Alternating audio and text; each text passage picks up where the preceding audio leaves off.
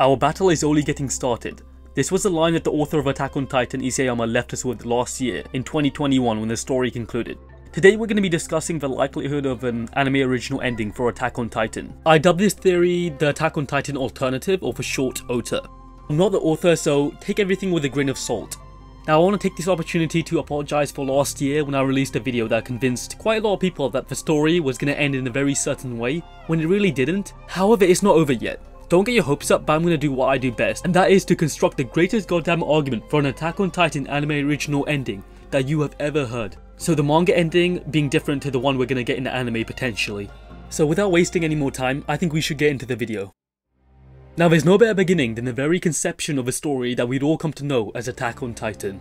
Around the age of 18 years old, Isayama would play a game called Muv-Luv, which would inspire the basic framework for his entire manga Attack on Titan. Isayama even states that Attack on Titan is pretty much a rip-off of this game. So what is Muv-Luv? You may have heard of it being thrown about here or there. Muv-Luv is an adult Japanese romantic comedy game about a boy called Takeru trying to find love, which frankly isn't that exciting, as you can all imagine. Until one day a sequel to this game drops, called Muv-Luv Unlimited, or Muv-Luv 2, which is completely different to the first game. The main character Takeru, after the events of the first game, wakes up and is crying for some unknown reason. This is when he realises that he's in a parallel world, in which humanity is driven to the absolute brink of extinction by these man-eating aliens that are grotesque, called the Beta. He's forced to join the military and uses these large mecha suits to fight these man-eating aliens. Already you can probably draw the similarities between this game and Attack on Titan's premise. As you can see, they're very similar.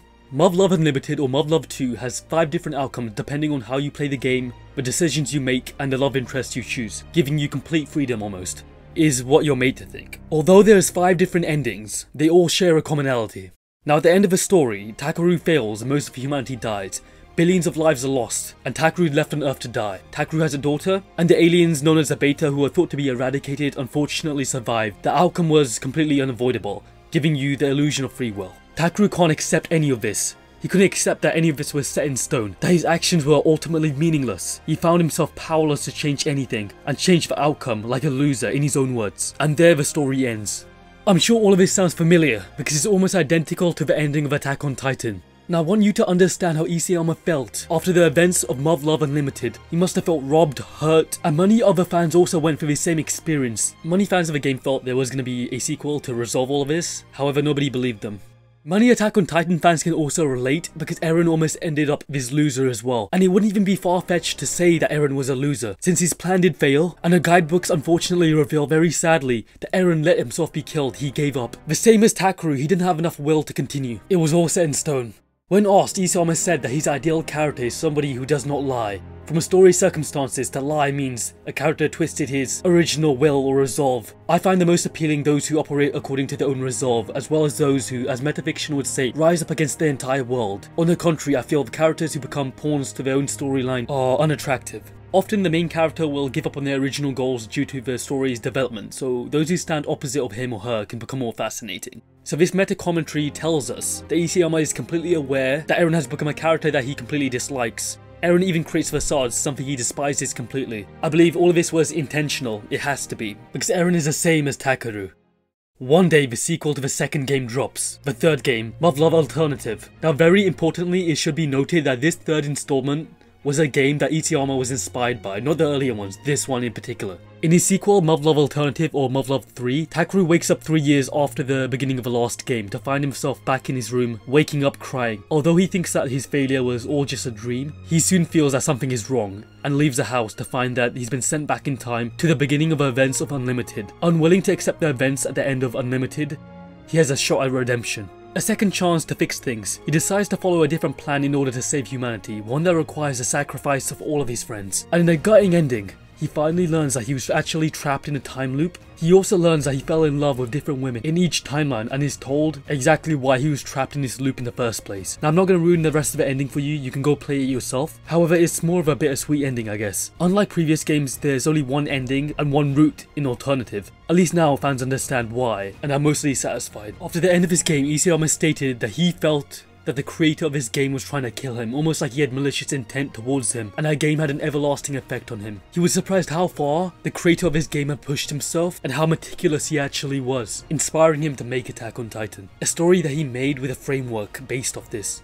So the fact that he's already planned this from the very beginning is very impressive, and I do think it is true because I believe Isayama is his master foreshadower and he's very meticulous in his actions. Isayama, even from a very first episode of anime, showed the death of Berthold and his connection to the death of Eren's mother. If you look very carefully, you can see this. So I think we should take Isayama's statements extremely seriously, because I would like to think that most of Isayama's foreshadowing pays off later into the story. In an Attack on Titan Season 2 Blu-ray exclusive booklet, there's a very interesting interview where Isayama is asked, "Are there any signs of hope in the ending?" I assume by this, the person asking the question means, will Titans be eradicated at the end of Attack on Titan? Isayama answers the question by saying, "It shows people are walking along a path of hope, but along with the sun rises Titans who are waiting to eat them. It's meant to capture the feeling of no escape." So just like in Muv-Luv how everything is set out in stone, it almost feels like Isayama is trying to capture and emulate that feeling. This means Isayama doesn't necessarily want a happy ending, but rather a cruel one. More importantly, he goes on to say in the interview, "I wanted to have an ending which means something different for those who are caught up with the original story and those who have only seen the anime." Now, if you were paying attention, Isayama does sort of imply that he wants to create different experiences between manga readers and anime watchers. This suggests that an anime-only ending for this series with a similar dynamic to Muv-Luv is possible, and now Eren might have a shot at redemption. So what's the likelihood of different timelines existing and there being an anime ending that's different to the manga? I think firstly we should establish if it's even possible. In a recent interview, Isayama confirmed that the alternate universe school cast is actually canon, and this interview can be found online if you don't believe me. He says that the previews that he draws are connected to the main universe. This isn't the first time he said something like this. It's also been said by Isayama that the AU characters' personalities remain the same from the main story. So there you have it, the AU casts is a canon story linked to the main story. We do also know at the end of the main story in the manga, there's a panel, or well, there's more of a preview, where Eren dies and also appears in Tokyo, gets run over by a bus, then reincarnated into a Final Fantasy quest, proving that alternate timelines within Attack on Titan probably do exist, and it is something Isayama has definitely thought about. For example, take a look at the manga. Eren begins the story crying like Takeru from Love Muv, noting the words "see you later Eren", even asking Mikasa why her hair is so long, implying that he had seen Mikasa with her short hair in the future. The Attack on Titan universe's causality seems to function under the Money Wall's interpretation of time. The Money Wall's interpretation of quantum mechanics holds that there are money walls that exist parallel to each other in the same time and space. The existence of other walls makes it possible to consider randomness. If you look back to chapter 123, Eren asks Mikasa, "Why am I to you?" She replies, "Family." However, Mikasa contemplates wondering what would have happened if she had picked another option maybe. Eren in chapter 138 shows Mikasa what would have happened if Mikasa had actually confessed, and if Eren had sacrificed his friends and Historia. They would have run away, lived in a cabin together in the middle of nowhere. In this timeline, Eren couldn't condemn Historia to hell, and he didn't have the willpower to cause genocide. Those were the conditions that had to be met that allowed these different variations to come about, and for a new timeline to be created. I know in the past I said that Mikasa's whole experience and living with Eren was all a dream. However, dreams aren't just typical dreams within Attack on Titan. Take Muv-Luv. Within Muv-Luv, Takeru thinking he was dreaming was actually just a different timeline. Eren at the beginning of Attack on Titan wakes up from a terrible dream. Mikasa in OVAs has been shown to think that different timelines are her dreams. It's a very consistent thing within Attack on Titan for dreams to not just be dreams.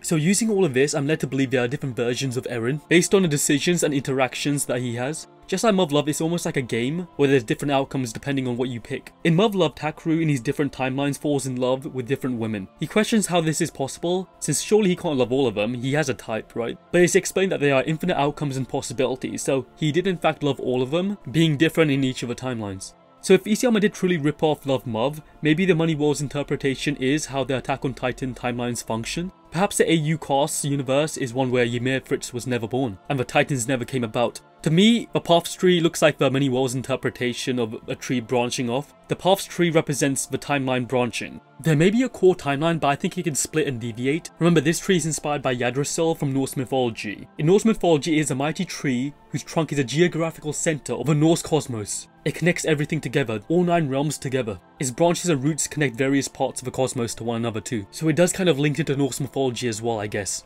Now this might be one of the strongest arguments that an anime original ending will happen, and is that in the manga, the first thing Eren hears is "see you later Eren." The last thing he hears is "see you later Eren."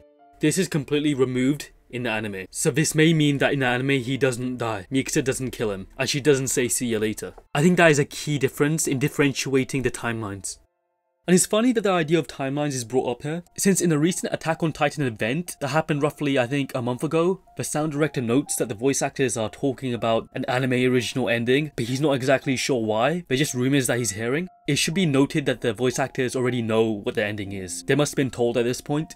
So the sound director asks what all of the fuss is about. Now, John's voice actor seems oddly angry when it's all brought up. Eren's voice actor even denies it, and he's super weird about it. It almost seems like he's trying to take the heat away from it, as if he's in trouble or something. Sure, Eren's voice actor did deny it, but at the same time it's so weird. Why do all of the voice actors seem so angry that it was brought up? And they already know the ending, so why are they talking about this anime original ending? And they were talking about this privately. It's only that the sound director heard them. He asks if it's alright to even talk about, meaning he probably has no prior knowledge about what the ending is. So are they deceiving us? The theme of truth and deception being brought about several times within the story, even at the 2021 Attack on Titan final season exhibition, there's a whole saying about there being a new ending which is about to be born. The term new suggests that it's new in comparison to the old. So does this mean that we're gonna get a new ending in comparison to the old ending? Because it's gotta be new in comparison to something. It's very odd wording, I guess. Now what isn't odd is the fact that Isayama says in his exhibition that a new ending is about to be born. Birth is linked to children and babies, and we know that they hold a massive importance within the story, thematically speaking. For example, there's the theme of children leaving the forest, there's the theme of children being the future,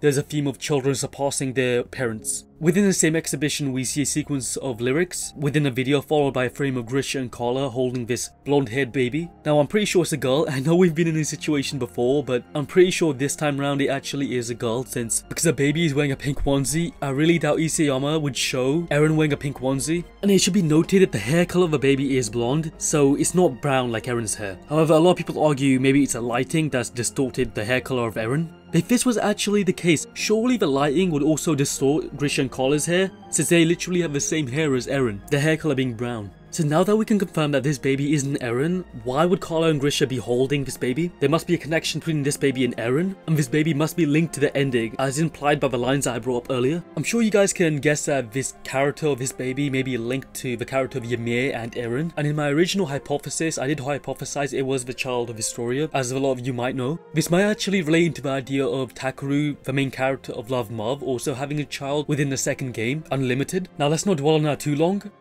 So moving into the opening, the most recent opening for Attack on Titan Season 4 Part 2, it has some very interesting imagery and very interesting lyrics as well. One of the lyrics I find most interesting that nobody has really talked about is Eren saying, "If I lose it all outside the wall, I'll live to die another day." Now, I don't know about you, but this kind of implies to me if he dies outside the wall, since, you know, if he loses, that entails his death, that he'd live to die another day. It's kind of similar to what was said in the ending of Attack on Titan Season 4 Part 1, where it seems like Eren is saying, "I will live on even after my bones have turned into dust." So perhaps Eren may have not died, at least in the anime, further implying that this anime original ending is possible. That might not be the strongest piece of evidence. However, in his same opening, near the end of it, we see a Colossus Titan take a step. The next two frames show a footprint and then a butterfly crushed by a foot, and you've probably seen this butterfly before. This butterfly is seen in an OVA by Hiroshi Seko, one of the 3 anime writers, and he created an OVA called Lost Girls. Isayama loves his work and he is massively inspired by his work as well, as he has said in the past. He even let him write a manga about Lost Girls. So within Lost Girls, Mikasa recalls a memory where she observes this butterfly being killed by a mantis. This scene serves to prove that the world is cruel. We know this going into the story already, if we're being honest. The strong would always prey on the weak, and you'd have to be strong in order to survive. The mantis scene is a reminder of the cruel reality bestowed on Mikasa at such a young age. Mikasa has consistently been represented as a butterfly, this exact same butterfly as well. We see her represented as a butterfly in both the Lost Girls anime, manga, novel, and even outside of this. So the butterfly definitely represents Mikasa, I think that's undeniable. When you take a look at Japanese symbolism, the mantis represents bravery and power in a person, which makes him fight people far stronger than themselves. Eren has always picked fights with those stronger than him, and even murdered them, if they threaten to steal his freedom away from him. So it does seem as if his mantis eating the butterfly is a metaphor for Eren killing Mikasa. So back to the opening, could Eren crushing his butterfly represent Mikasa's death within the anime? It is possible. To further solidify this, Grisha reveals in the same OVA that a great power is something that threatens to consume Eren. It is of utmost importance to protect Eren from this great power. So Grisha wants Eren to spend more time with Mikasa because he thinks that Mikasa can save him from his great power. But when Mikasa interacts with Eren, Eren states that a great power will kill her, further implying perhaps Eren could be responsible for Mikasa's death. Now you're probably wondering why Mikasa wasn't killed in the manga, if all of this implies that she might be killed. But hold that thought, because Mikasa in Lost Girls interacts with a butterfly that tells her that if this reality doesn't please her, then she has the ability to restart it whenever she likes, even seeing a few happy memories before the butterfly comes to her and tells her to return to reality. If the anime tells us anything, it was adult Mikasa's own voice saying this to herself through the butterfly. This suggests that there are different timelines within Attack on Titan, probably, but most importantly they can be changed. However, Eren's death is apparently something that is a fixed point and unchangeable. Eren in different timelines has died seeking freedom, like when he tried to escape the walls with Armin in that balloon that malfunctioned, killing Eren. The outcome was actually undone by Mikasa, presumably, within this OVA. Eren is fated to die, so now it becomes a battle between Eren and fate. He has broken fate in the past, but the manga implies that he really didn't, and perhaps that was more metaphorical. Now within the anime, could Eren survive? I think it's a very good possibility, since Isayama did state that he wants his ending to be based off a movie called The Mist, which is about a man who's forced to kill all of his friends, and at the end of the story he has to live with his decisions, each day being like torture until the day he dies. Now I know a lot of people think that Eren needs to be punished for what he's done. However, surely that is the worst punishment somebody could suffer, because death is too easy for Eren, death is too quick. If you're gonna cause mass genocide, then I feel like you're fated for something even worse than death. So that brings us to the end of this video. Hopefully you enjoyed it. Don't forget to like and subscribe. Please check out my other videos that I've done on Attack on Titan and my analysis on it. If you did like this video, you're definitely gonna enjoy those other videos. Thank you for making it to the end of this video. You can comment down below what other videos you want to see if you got something very specific in mind. But other than that, I'll see you later. Peace out.